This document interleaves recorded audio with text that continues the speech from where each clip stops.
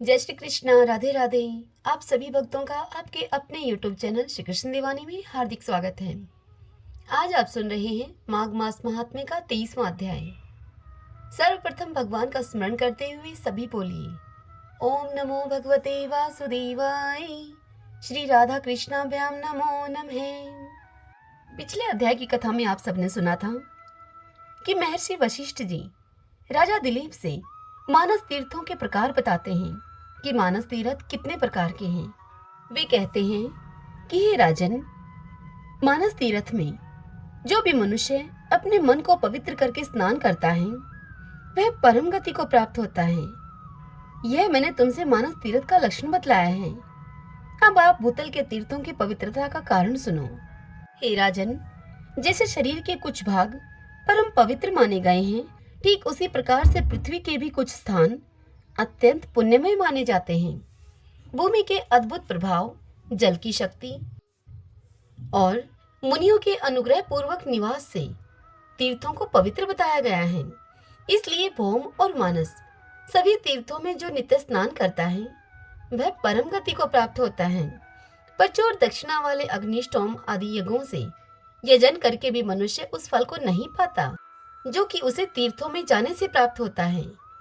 जिसके दोनों हाथ, दोनों पैर और मन भली भांति काबू में हो तथा जो विद्या, तप और कीर्ति से संपन्न हो वह तीर्थ के फल का भागी होता है।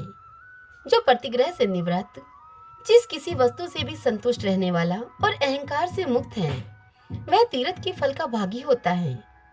श्रद्धा पूर्वक एकाग्रचित होकर तीर्थों की यात्रा करने वाला धीर पुरुष कृतघ्न हो तो, यदि कृतघ्न भी हो तो भी वह शुद्ध हो जाता है। फिर जो शुद्ध कर्म करता है उसकी तो बात ही क्या है। वह मनुष्य पशु पक्षियों की योनि में नहीं पड़ता है, बुरे देश में जन्म नहीं लेता, दुख का वह भागी नहीं होता, स्वर्गलोक में जाता है और मोक्ष का उपाय भी प्राप्त कर लेता है। ऐ श्रद्धालु, पापात्मा, नास्तिक, संशय आत्मा और केवल युक्तिवाद का सहारा लेने वाला, ये 5 प्रकार के मनुष्य तीर्थ फल के भागी नहीं होते। जो शास्त्र उक्त तीर्थों में विधि पूर्वक विचरते हैं और सभी प्रकार के द्वंद्वों को सहन करते हैं, ऐसे धीर मनुष्य स्वर्गलोक में जाते हैं। तीर्थ में आरोग्य और आह्वान के बिना ही श्राद्ध करना चाहिए। वह श्राद्ध के योग्य काल हो या फिर न हो, तीर्थ में बिना विलंब किए हुए श्राद्ध और तर्पण करना उचित है। उसमें विघ्न नहीं डालना चाहिए। अन्य कार्य के प्रसंग से भी तीर्थ में पहुंच जाने पर स्नान करना चाहिए। ऐसा करने से तीर्थ यात्रा का नहीं परंतु तीर्थ स्नान का फल अवश्य प्राप्त होता है। तीर्थ में नहाने से पापी मनुष्यों के पाप की शांति होती है। जिनका हृदय शुद्ध है उन मनुष्यों को तीर्थ शास्त्रोक्त फल प्रदान करने वाला होता है। जो दूसरे के लिए तीर्थ यात्रा करता है वह भी उसके पुण्य का 16वां अंश प्राप्त कर लेता है। कुश की प्रतिमा बनाकर तीर्थ के जल में उसे स्नान कराएं।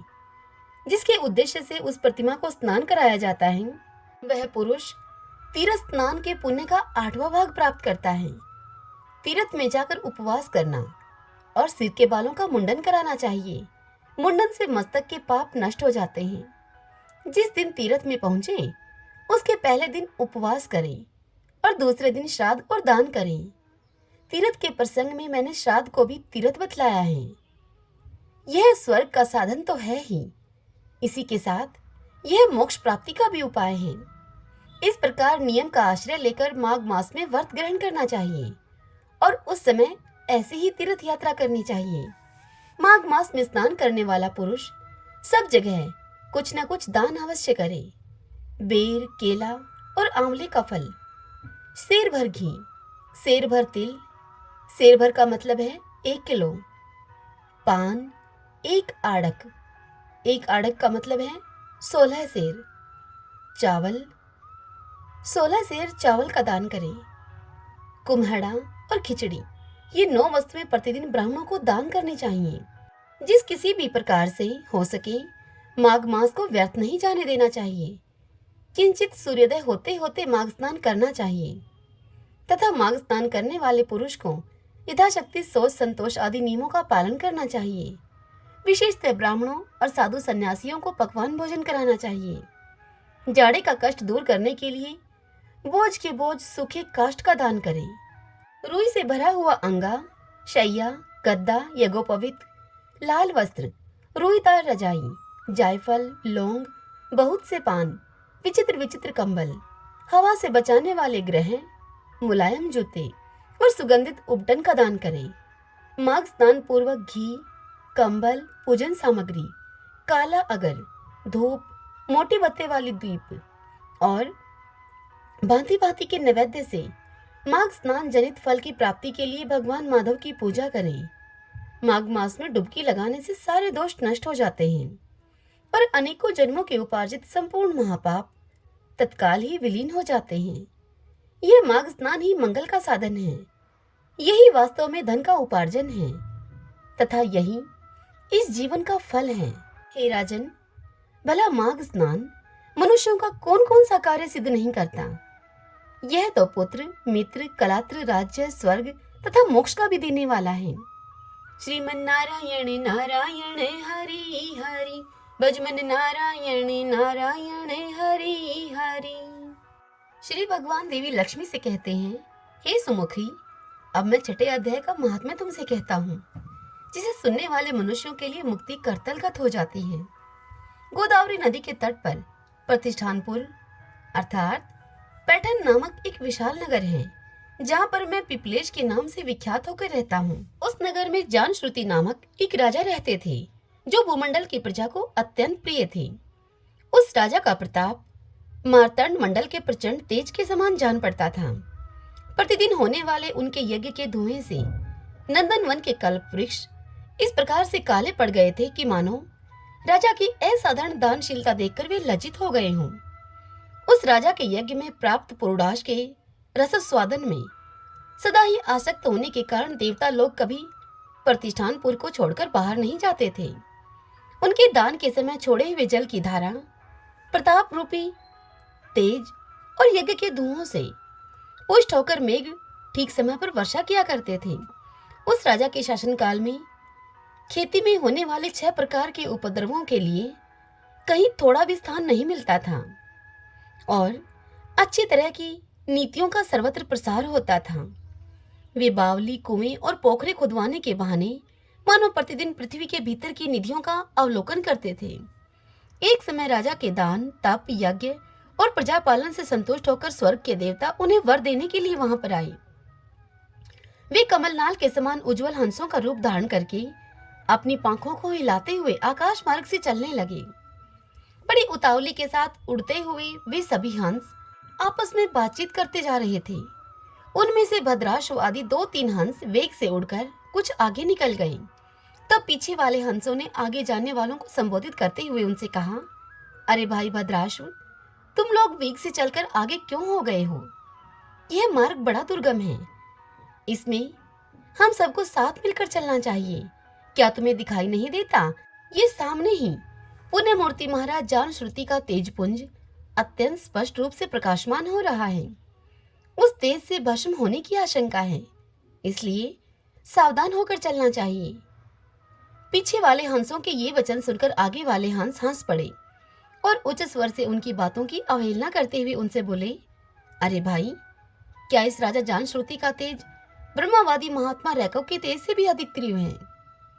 उन हंसों की ये बातें सुनकर राजा जानश्रुति अपने ऊंचे महल की छत से उतर गए और सुखपूर्वक आसन पर विराजमान होकर अपने सारथी को वहां बुलाकर उनसे बोले कि जाओ, महात्मा रैकव को यहाँ पर लेकर आओ। राजा का यह अमृत के समान वचन सुनकर मह नामक सारथी प्रसन्नता प्रकट करता हुआ नगर से बाहर निकल गया। सबसे पहले उस सारथी ने मुक्तिदायिनी काशीपुरी की यात्रा की, जहां जगत के स्वामी भगवान विश्वनाथ मनुष्यों को उपदेश दिया करते हैं। उसके बाद वह सारथी गया क्षेत्र में पहुंचा, जहां पर प्रफुल्ल नेत्रों वाले भगवान गदाधर संपूर्ण लोगों का उद्धार करने के लिए विराजते हैं। तदंतर राजा जानश्रुति का वह सारथी नाना तीर्थों में भ्रमण करता हुआ पाप नाशिनी मथुरापुरी में गया। यह भगवान श्री कृष्ण का आदि स्थान है, जो परम महान एवं मोक्ष को प्रदान करने वाला है। वेद और शास्त्रों में वह तीर्थ त्रिभुवनपति भगवान गोविंद के अवतार स्थान के नाम से प्रसिद्ध है। नाना देवता और ब्रह्म ऋषि उस स्थान का सेवन करते हैं। मथुरा नगर कालिंदी अर्थात यमुना के किनारे शोभा पाता है। उसकी आकृति अर्धचंद्र के समान है, ऐसी प्रतीत होती है। वह सब तीर्थों के निवास से परिपूर्ण है, परम आनंद को प्रदान करने के कारण सुंदर प्रतीत होता है। गोवर्धन पर्वत के होने से मथुरा मंडल की शोभा और भी अधिक बढ़ गई है। वह पवित्र वृक्षों और लताओं से आवृत है। उसमें 12 वन हैं। वह मथुरापुरी परम पुण्यमय तथा सबको विश्राम देने वाले श्रुतियों के सारभूत भगवान श्री कृष्ण की आधार भूमि है।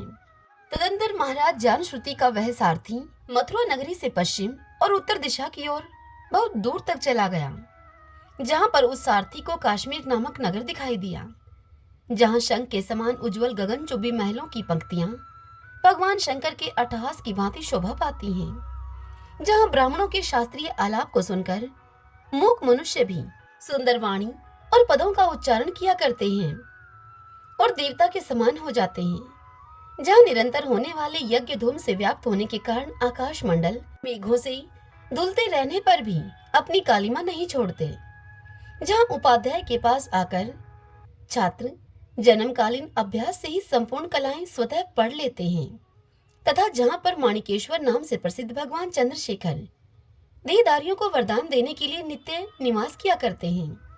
काश्मीर के राजा माणिकेश ने दिग्विजय में समस्त राजाओं को जीतकर भगवान शिव का पूजन किया था, तभी से उनका नाम माणिकेश्वर हो गया था। उन्हीं के मंदिर के दरवाजे पर महात्मा रैकव एक छोटी सी गाड़ी पर बैठकर अपने अंगों को खुजलाते हुए वृक्ष की छाया का सेवन कर रहे थे। इसी अवस्था में सारथी ने उन रैकव को देखा। राजा के बताए हुए भिन्न भिन्न चिन्हों से उसने शीघ्र ही महात्मा रैकव को पहचान लिया और उनके चरणों में प्रणाम करके उनसे कहा। सारथी ने महात्मा रैकव से कहा, हे ब्राह्मण, आप किस स्थान पर रहते हैं? आपका पूरा नाम क्या है? आप तो सदा ही स्वच्छंद विचरने वाले हैं, फिर यहाँ किस लिए ठहरे हैं? इस समय आपका क्या करने का विचार है?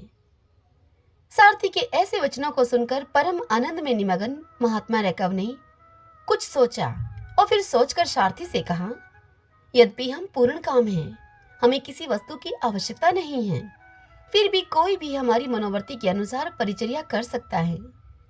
रैकव के हार्दिक अभिप्राय को आदर पूर्वक ग्रहण करके सारथी धीरे से राजा के पास चल दिया और वहां पहुंचकर राजा को उसने प्रणाम करके हाथ जोड़कर सारा समाचार राजा से निवेदन किया।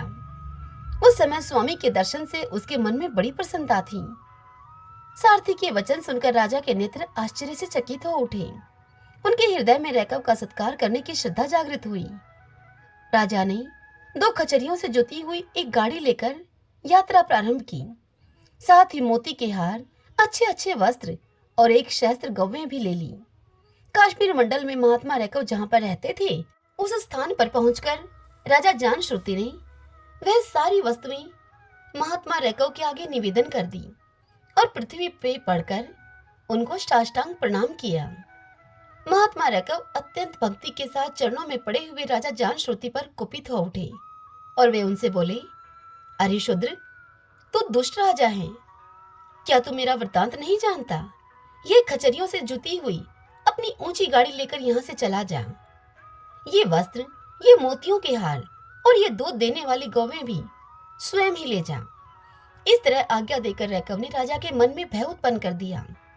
तब राजा ने श्राप के भय से महात्मा रैकव के दोनों चरण पकड़ लिए और उनसे भक्ति पूर्वक कहा, हे ब्राह्मण, मुझ पर आप प्रसन्न होइए। हे भगवान, आप में यह अद्भुत महात्म्य कैसे आया? प्रसन्न होकर आप मुझे ठीक ठीक बताइए।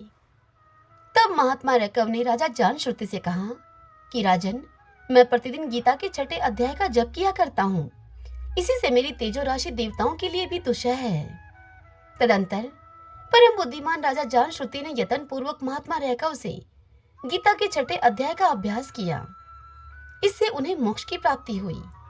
इधर रैकव भी भगवान माणिकेश्वर के समीप मोक्षदायक गीता के 6ठे अध्याय का जप करते हुए सुख से रहने लगा। हंस का रूप धारण करके वरदान देने के लिए आए हुए देवता भी विस्मित होकर अपनी इच्छा के अनुसार वहां से चले गए। जो मनुष्य सदा ही इस एक ही अध्याय का जप करता है, वह भी भगवान विष्णु के ही स्वरूप को प्राप्त होता है, इसमें तनिक भी संदेह नहीं है। श्रीमन्नारायण नारायण हरि हरि, भजमन नारायण नारायण हरि हरि। भगवान शंकर देवी पार्वती से कहते हैं कि हे पार्वती, अब मैं 7वें अध्याय का महात्म्य तुमसे बतलाता हूँ, जिसे सुनकर कानों में अमृत राशि भर जाती है। पाटलिपुत्र नामक एक दुर्गम नगर है, जिसका गोपुर द्वार को कहा जाता है, जिसका गोपुर बहुत ही ऊंचा है। उस नगर में शंकुकर्ण नामक एक ब्राह्मण रहा करता था। उसने वैश्यवृत्ति का आश्रय लेकर बहुत धन कमाया, किंतु न तो कभी उसने पितरों का तर्पण किया और न ही कभी देवताओं का पूजन ही किया। वह धनोपार्जन में तत्पर होकर राजाओं को ही भोज दिया करता था। एक समय की बात है, उस ब्राह्मण ने अपना चौथा विवाह करने के लिए पुत्रों और बंधुओं के साथ यात्रा की।